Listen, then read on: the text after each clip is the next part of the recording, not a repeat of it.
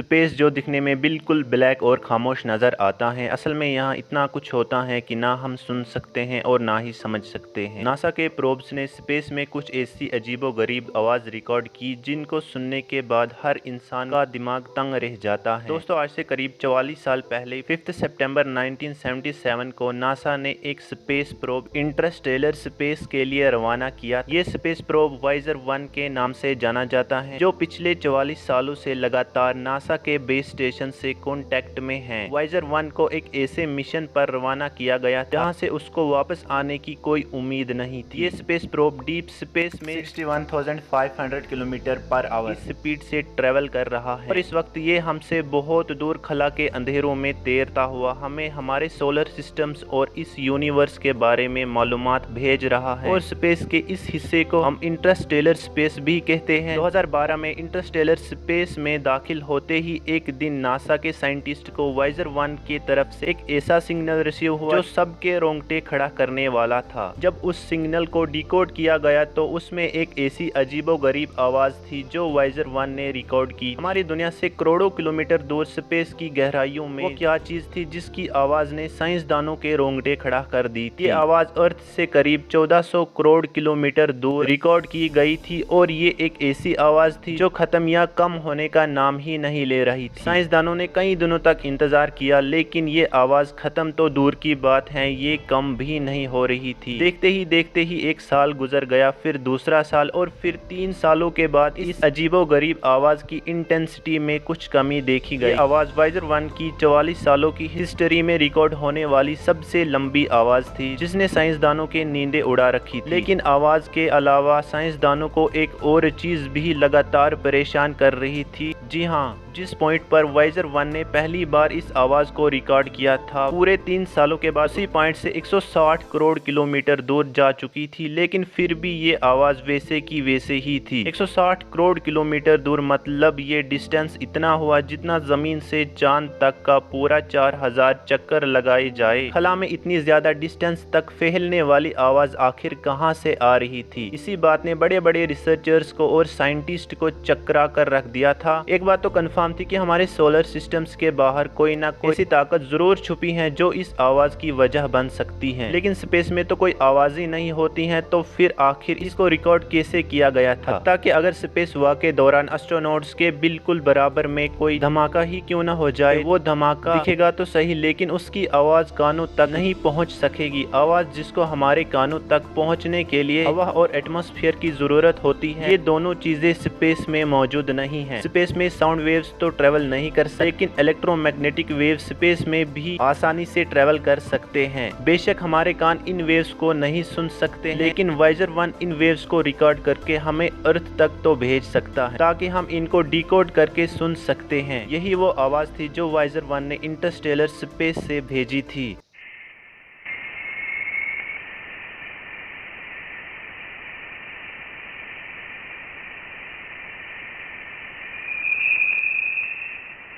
कुछ साइंसदानों का कहना है कि ये आवाज़ स्पेस में मौजूद प्लाज्मा वेव्स की ट्रैवल करने से आई होगी, लेकिन कुछ रिसर्चर्स का कहना है कि डीप स्पेस में जरूर कुछ ऐसी ताकत मौजूद है जिसकी एनर्जी की वजह से ये आवाज़ पैदा होती है। वो कौन सी ऐसी ताकत है और उनकी एनर्जी आवाज़ रिलीज क्यों करती है, यही सोचने समझने और जानने की काबिलियत में इंसानों के पास अभी तक मौजूद नहीं है। वाइजर 1 अपने एंटीनिया से ये वेव्स कैप्चर करके उनको रेडियो सिग्नल में कन्वर्ट करता और फिर अर्थ की तरफ ट्रांसमिट कर देता है। बेशक ये मैसेज लाइट की स्पीड से ट्रेवल करती फिर भी इसको अर्थ पर मौजूद नासा के एंटीनिया तक पहुंचने में पूरे 21 घंटे लग जाते हैं। ये पहली बार नहीं था, इससे पहले भी नासा 2007 में भी एक ऐसा वाकया हुआ था जिसने साइंसदानों को हैरत में डाल दिया। रिसर्चर्स को स्पेस में कुछ ऐसा सिग्नल मिला जो किसी भी तरह से नॉर्मल नहीं था। खामोशी के आलम में कुछ ऐसी अजीब आवाजें आने लगी हैं जो आधे ही सेकंड में गायब हो जाती हैं। ये आवाजें सुनकर ऐसा लग रहा है शायद कोई एलियन वॉरशिप लेजर बीम से वाइजर पर हमला करने की कोशिश कर रहा है। रिकॉर्ड होने वाली ये आवाज, जिसको फास्ट रेडियो बस कहा जाता है, कुछ ऐसी थी।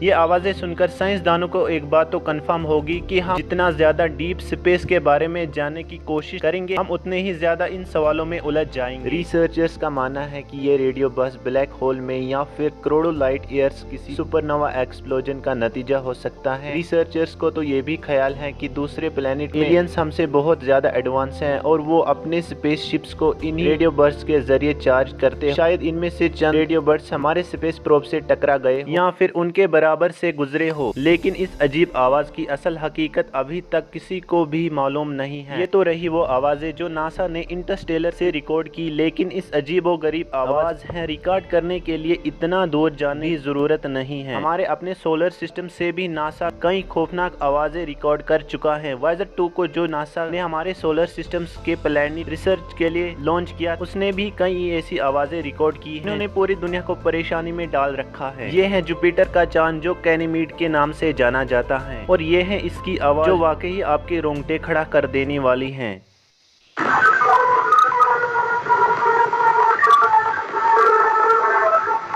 आज की इस वीडियो में बस इतना ही। आई होप आपको आज की हमारी ये वीडियो पसंद आई होगी। हाँ दोस्तों, अगर आपको ये वीडियो हमारी पसंद आई तो इसको ज़रूर लाइक करना और अपने दोस्तों के साथ ज़रूर शेयर करना और साथ में ही हमारे चैनल को भी सब्सक्राइब करना।